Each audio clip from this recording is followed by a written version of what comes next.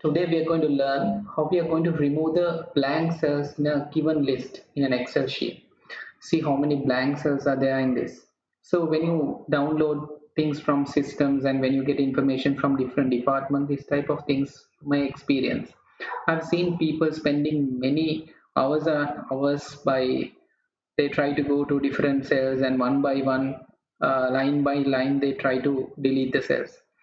So you don't have to do that. With few clicks, you can finish this work.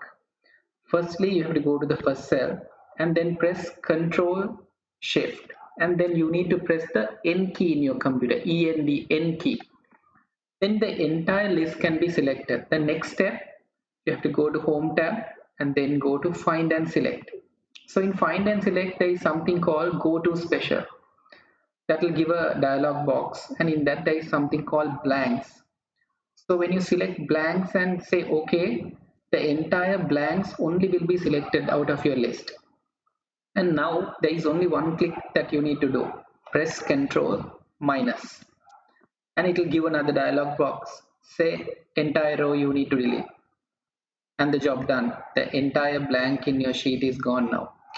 So hopefully you enjoy this, and this will definitely help you to go home early from your office. So subscribe and wait for the next video. I will continuously uploading videos to improve your efficiency in your office environment so that you will be a genius in your office environment. So everyone will come for advice when it comes to Excel. So you will be a pro and a genius in Excel. So keep waiting, subscribe and write your comments and wait for the next video. It will come very soon. And thank you very much for watching.